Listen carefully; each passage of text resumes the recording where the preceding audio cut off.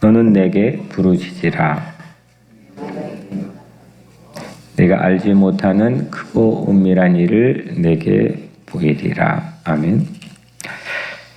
주님 안에서 아침 문안 드립니다. 간밤에 주님께서 여러분들을 품어주시고 또 깨워서 새날 새 생명으로 오늘 하루 인도해 주셨습니다. 축복된 하루가 여러분들에게 있기를 축원합니다. 요한계입세 16번째 시간입니다. 오늘 제목은 영광을 위한 기도입니다. 요한복음에 몇 개 표적이 나온다고 그랬죠?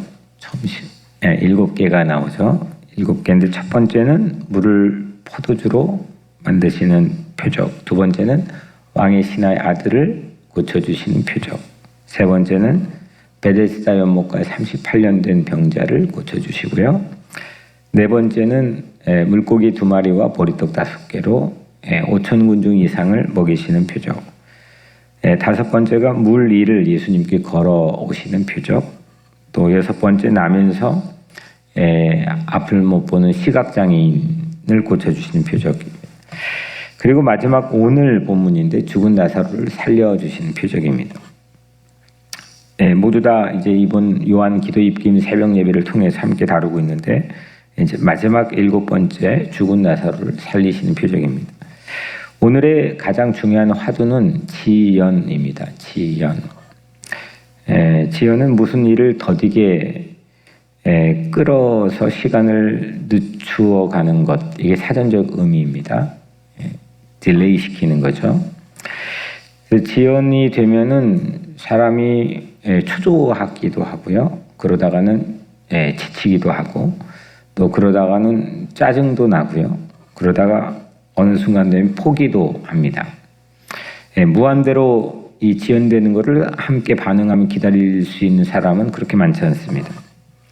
오늘 6절에 나사로가 병들었다 함을 들으시고 그 계시던 곳에 이틀을 더 유하시고, 예수님께서 분명히 나사로가 병들었다는 소식을 지금 들었습니다. 그걸 접했습니다. 그런데 그럼에도 불구하고 그 계시던 곳에서 움직이지 않고 이틀을 더 머무셨습니다. 이틀을 지연하신 겁니다. 이게 오늘 관건입니다.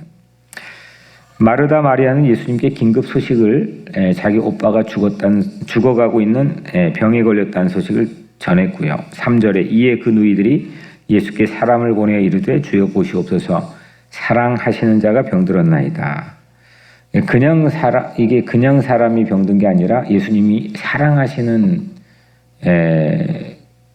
나사로가 병들었다는 겁니다. 예수님 분명히 나사로를 사랑했습니다. 그 사랑이 또 강조됩니다. 5절에 예수께서 본래 마르다와 그 동생과 나사로를 사랑하시더니, 같이 3남매인 건 아시죠? 이 3남매를 모두 다 예수님이 특별하게 특심으로 사랑한 거는 분명한 것 같습니다. 특별히 사랑하는 사람이 병들었고 특별히 사랑하는 사람이 죽게 생겼습니다. 이 정도 관계면은 당연지사 어떻게 처신해야 될까요? 달려야 됩니다. 고치지 못할지라도 그 요청에는 반응해야 됩니다. 가서 그 치유 여부가 어떻게 되든 그건 당연히 달려가야 됩니다. 반응해야 되죠. 그냥 요청이 아니라 비상 상황입니다. 그런데 예수님께서 이틀을 지연했습니다. 6절에 나사로가 병들었다함을 들으시고 그 계시던 곳에 이틀을 더 유하시고, 분명히 들었는데 예수님은 이틀을 더 머무셨습니다. 이 정도 되면 우리는 뭐 안달이 나거나 실족을 하거나 시험에 들거나 아니면 포기를 하거나 다른 걸 찾거나 뭐 여러 가지 반응이 나오겠죠. 이 이틀은 위급한 나사로에게는 우선 나사로의 입장에서는 골든타임일 가능성이 매우 많습니다. 왜냐하면 그 안에 죽었습니다. 그리고 장사된 지 나흘 만에 예수님이 나타나셨습니다. 분명히 골든타임일 가능성이 많습니다. 이게 지금 생사가 왔다 갔다 하는 상황입니다. 그런데 예수님은 제자들에게조차도 이 사실을 함구했습니다. 그 증거가 6절과 7절 넘어가는 그 부분에 보면 이틀을 더 유하시고 그 후에 제자들에게 이르시되, 이틀간 예수님은 제자들에게 언급조차 하지 않았습니다. 본래 성경은 처음엔 장절 구분은 없었기 때문에 이후에 만들어진 거기 때문에 이거 장절 구분 없이 그냥 읽으면은 이틀 동안 제자들에게 아무 말 하지 않으시다가 그 후에 제자들에게 처음 말한 겁니다. 당연히 채비도 없었습니다. 말 안 했으니까 제자들도 움직이지 않았을 거고 채비도 없었고 이를테면 이제 갈 거야, 나 가는 중이야, 가기 시작했어, 이런 답장 하나도 없었습니다. 상대에게 어떤 기다림에 대한 근거를 제공할 만한 희망을 주는 메시지와 행동, 반응 아무것도 없었습니다. 그냥 이틀을 더 유하시고, 영어 성경에 he stayed, 그냥 이틀을 머물렀습니다. 그 이틀 머무는 예수님 입장에서 봤고, 나사로의 입장이 이건 골든타임이고, 그러면은 이걸 간청했던, 사람을 보내서 이 급한 소식을 타전하게 했던 반대편의 마르다와 마리아는 어떤 상황입니까?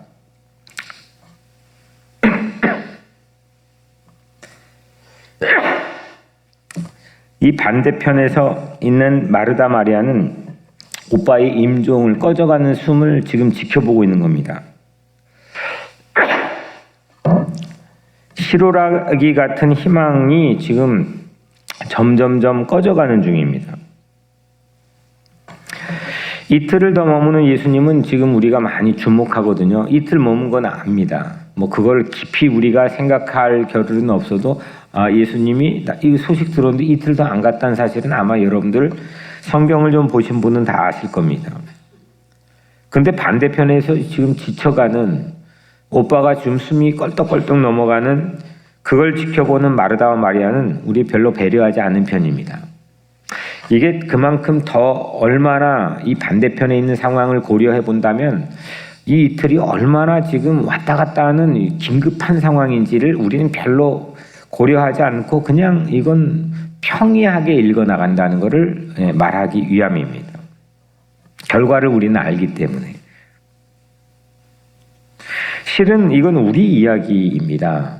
도리어 이게 이틀 머무신 예수님보다는 기도하고 있는 우리 입장, 기다리는 입장에서, 간청했던 입장에서 보면은 이거는 우리 이야기일 가능성이 훨씬 많습니다. 기도하면 곧장 응답받는 간증도 허다합니다. 나 이거 응답받았어. 나 이거 들어주셨어. 나 이거 해결됐어. 그런 얘기는 이렇게 노이즈 마케팅이죠. 이게 시끄럽게 나와야 복음도 전화되는 거고 당연히 그래야 되는 거니까 그거는 드러납니다. 그런데 반대편에 여전히 해피엔딩으로 마무리되지 않는 이야기, 우리는 적지 않게 경험하고 접촉하고 알고 있습니다. 그게 내 안에 있을 가능성도 매우 많습니다. 그렇게 기도하는데 그 이틀 동안 지금 이건 다 죽어가는 상황인데, 이 희망의 불씨가 꺼져가고 있는 상황인데 아무 반응이 없이 이틀을 기다려야 되는, 그리고 결국은 그게 새드 엔딩으로 끝나버린 그런 이야기를 우리는 알고 있습니다.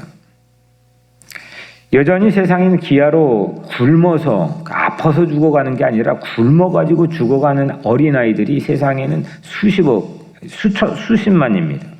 전쟁으로 두려움에 빠져서 어딘가에 숨어있는 이웃들이 지금 이 시각에도 분명히 있습니다.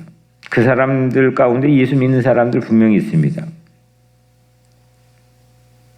어떻게 여러분들은 그 신앙의 모습 설명하겠습니까?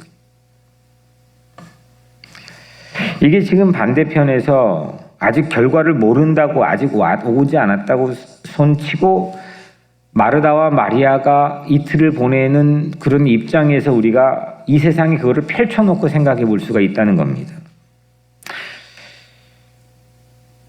그거를 그냥 무던히 덮어두고 또 무시하고 그냥 스쳐 지나가고, 나는 응답받았으니까, 나는 해결됐으니까, 그렇게 하고 하는 건 성숙한 크리스찬은 아니라고 저는 생각합니다. 이게 오늘 예수님의 이틀 동안 펼쳐진 광경입니다.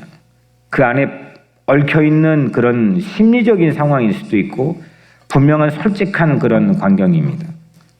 여러분들이 이 이틀을 어떻게 해결하시렵니까? 여러분들의 신앙에서는 이 이틀을 어떻게 표현합니까? 나만 그냥 해결되면 되는 거고 나만 그냥 붙잡으면 되는 겁니까? 지금 나사로의 입장에서 이틀, 그리고 마리아 입장에서 이틀은 어떻게 할 겁니까? 우리는 예수님은 아니기 때문에 예수님 입장에서 이틀을 머무신 이유는 우선 차지로 밀쳐두고라도 이 두 입장은 우리는 어떻게 할 겁니까?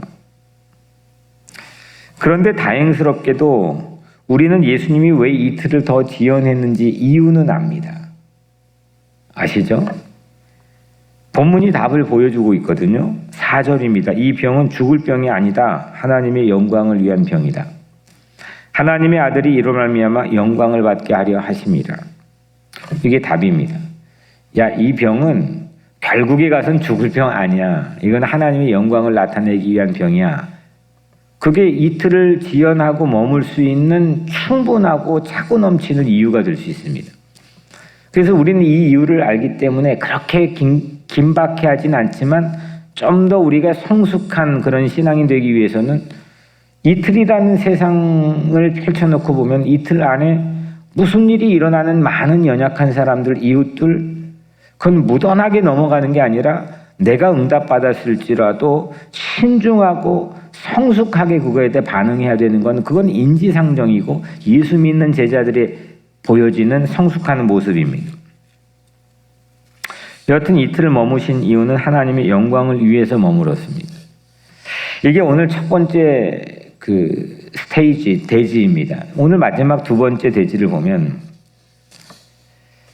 이 부분에 저도 처음 이 앵글로 오늘 이 본문을 본 건데 깜짝 놀랐습니다. 이야, 정말 멋있다. 이 성경이 멋있다는 걸 느꼈습니다.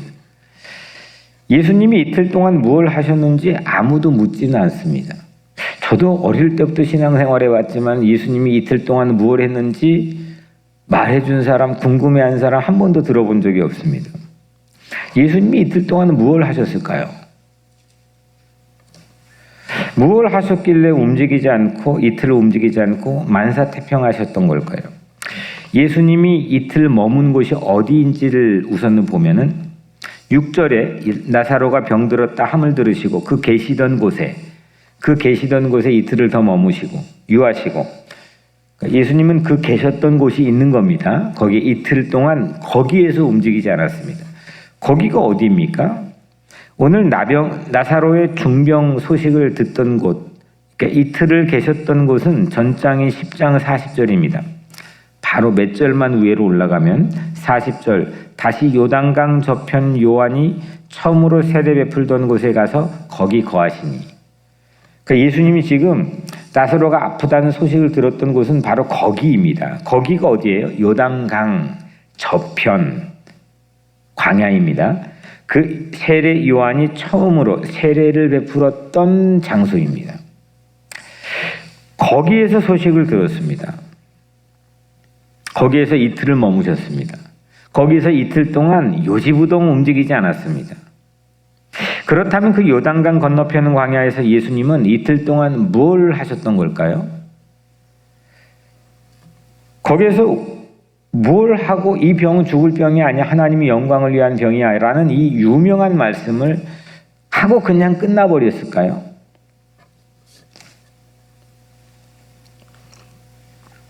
여러분들은 뭐라고 생각하십니까? 잠시 후에 이제 그러니까 나사로가 죽었던 곳에 이제 방문하는 장면이 나오죠. 우리 오늘 읽지 않았지만. 그리고 장사 지낸 지 나흘이나 돼서 냄새가 나고 있다는 것을 듣게 되죠. 그리고 그 무덤을 향해 걸어가시죠. 그 무덤 앞에 있는 큰 돌문을 옮겨 놓으라고 대중들에게 말하죠. 근데 무덤 돌을 옮긴 직후에 예수님이 하시는 말씀을 보면 41절입니다. 같은 장. 돌을 옮겨 놓으니 예수께서 눈을 들어 우러러 보시고 이르시되, 중요한 말씀을 합니다. 아버지여, 내 말을 들으신 것을 감사하나이다. 뭐 했습니까, 예수님이?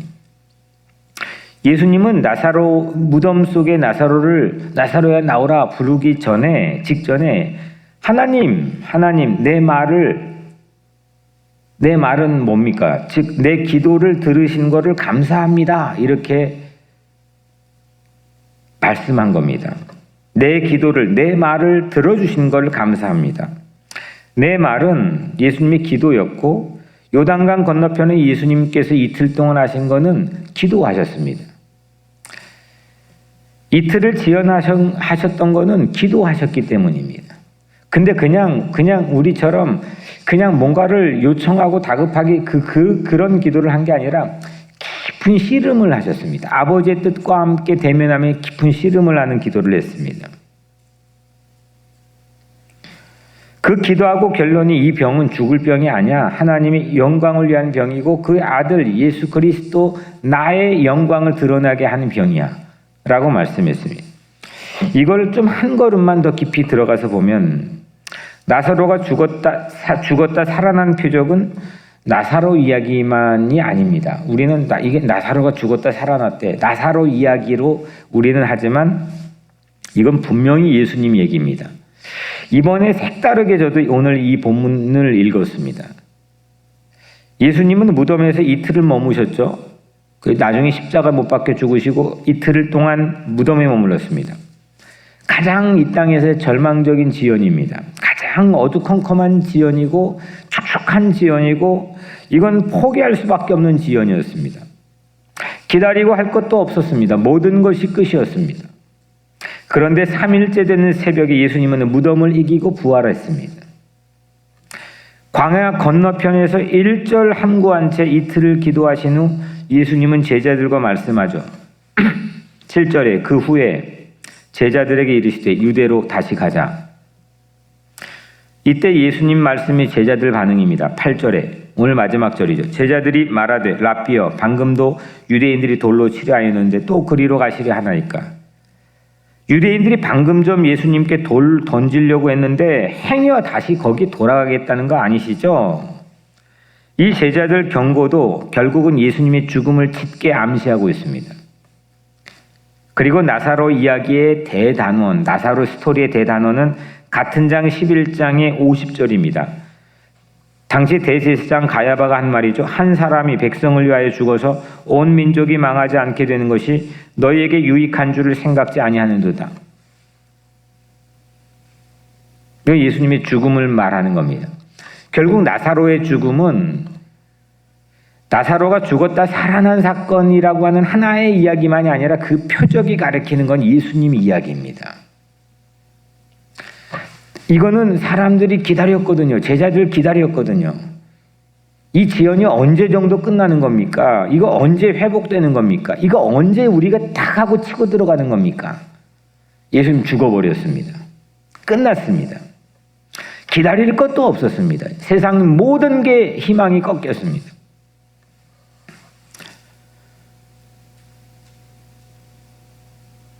그 죽음을 앞두고 예수님께서 기도하신 시간이 이틀입니다. 요단강 건너편에 이틀 동안 예수님 뭐 하셨느냐? 예수님은 자신의 죽음을 앞두고 분명히 아마 기도하셨을 것이 분명합니다.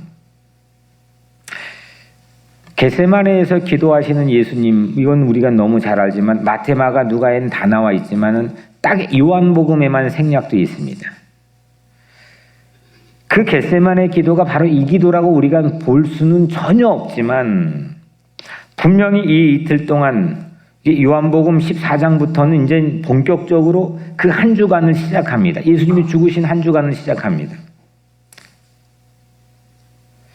예수님의 아버지의 뜻, 아버지의 잔, 내게 주신 아버지의 잔, 그 죽음의 잔 앞에서 예수님은 기도하신 겁니다.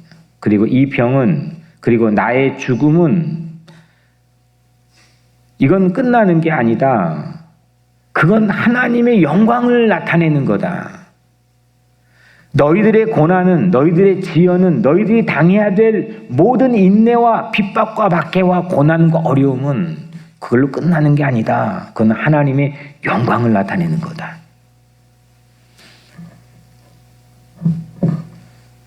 예수님은 자매들이 요청했을 때, 이 두 자매가 요청했을 때 가지 않았죠. 왜냐? 그러면 결론적으로 기도하고 움직이기 위해서 안 갔습니다. 또 제자들이 만류했는데 이젠 예수님이 갔습니다. 가지 마세요, 가지 마세요 하는데 갔습니다. 왜입니까? 이제 기도하셨기 때문에 움직인 겁니다. 놀라운 겁니다. 이게 예수님의 행보였고 움직임이 있고 동선입니다. 마르다와 마리아가 바라는 방법이 아니었습니다. 빨리 지금 오세요. 오셔야 돼. 사랑하잖아요. 그게 마르다와 마리아가 바랐던 방법, 기획했던 그런 방법 아니었습니다. 기도하고 아버지 뜻대로 예수님 움직였습니다. 제자들이 우려하고 염려했던 방법 아니었습니다. 아버지의 뜻대로 과감했습니다. 기도하면 예수님의 마음 높이에서 일어날 일들을 우리는 소망하고 보게 됩니다. 내가 그게 구체적으로 디테일하게 어떤 일인지 몰라도 됩니다. 아니, 알면 다칩니다, 오히려. 하지만 우리는 아무것도 모르지만 아버지는 합력해서 기도하는 자에게 선을 이루어 가시고 그 예수님의 눈높이에서 보게 되면 이틀 지연이 결국 어떤 방법이든 하나님의 영광을 나타낸다는 걸 우리는 믿게 됩니다. 그게 믿음입니다. 그게 소망입니다. 내가 그 구체적인 내용을, 사건의 내역을 알아서 그건 알면 다칩니다. 알면 오만해지고 알면은 우스워집니다. 아무것도 모르고 지금 아브라함은 자기 아들 이삭을 데리고 3일 길을 걸어갑니다. 성경에 나와 있는 사람들은 다 아무것도 모르고 걸어갑니다. 가라고 하시니까. 그게 예수님의 기도하는 마음의 눈높이입니다. 기도하면 왜 아무 일도 일어나지 않는지 정말 의아한 상황에서도 몇십 년 보낸다 해도 결국 다른 목적지에 그 방법밖에 없다고 하는 사실을 믿기 때문에 신뢰하고 믿고 걸어가게 됩니다. 기도하는 사람은 병도 죽음도 하나님의 영광을 위한 것임을 믿습니다. 그러면 나만 응답받았다. 그리고 저 마르다 마리아 편에서 숨 홀딱거리는 오빠 바라보면서 마음 졸이고 있는 사람들을 전혀 무시한 채 나는 돈 벌어, 나는 사계 주식에 잘 되었다. 나는 자식 여유었다. 이게 옹졸하게 내 입장에서만 응답을 얘기하는 신앙에서 벗어나서 이게 확 하고 펼쳐진다는 겁니다. 그게 예수님께서 우리에게 주시고자 하는 기도하는 자의 평안, 소망, 사랑입니다. 결국 기도가 하나님의 영광입니다. 오늘 하루 여러분들 각자 삶 기도하고 시작합니다. 오늘 하루에 펼쳐질 모든 일들 기도하고 시작하는 축복된 인생들입니다.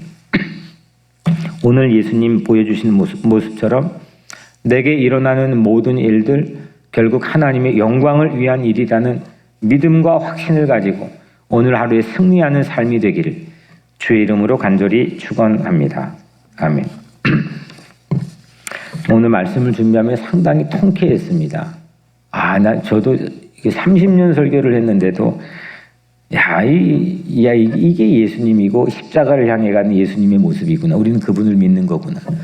이 말씀 붙들고 여러분들 기도하기를 바라고요.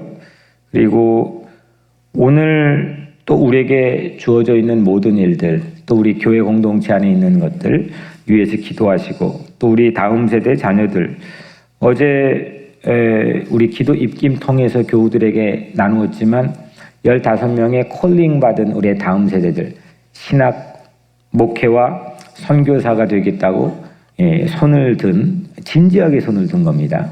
15명의 아이들을 위해 기도해 주시고 그 밖에 우리의 모든 교우들 소명을 위해서 또 각자 자신의 부르심에 대한 응답을 위해서 기도하기를 바랍니다. 기도하고 오늘 하루 시작하겠습니다. 은혜로우신 아버지 하나님 감사합니다. 그 이틀 동안 주님께서 그 사망의 능선 앞에서 기도하셨군요. 그 시간이 꼭 아닐지라도 주님은 이 땅에 오셔서 우리를 위해 십자가 못 박혀 죽으시는 그 일을 앞두고 늘 기도하는 삶을 사셨지요. 그리고 이 땅에 있는 모든 표적과 기적들을 그 예수 그리스도의 십자가의 죽음과 부활을 가리키는 이정표로 우리에게 말씀하셨죠. 하나님, 오늘 우리 삶에서도 그 이틀이 있습니다. 답답하고 조급해지고 초조해지고 지치고 속이 상하고 화가 나고 포기하게 되는 절망적인 이틀이 있습니다. 하지만 오늘 그 이틀을 오늘 말씀 안에서 다 바꿔주시고 그 이틀이 하나님의 영광으로 채워짐을 믿게 하시고 소망하게 하셔서 새로운 태도와 자세요, 새로운 신앙으로 오늘 하루 시작하게 하여 주옵소서. 죽음 가운데서도 무덤 문을 박차고 그 무덤을 이겨주신 주님, 오늘 우리 각자의 삶에 그 놀라운 소망의 능력이 채워지게 하시고 누리게 하여 주옵소서. 예수 그리스도의 이름으로 간절히 기도드리옵나이다. 아멘.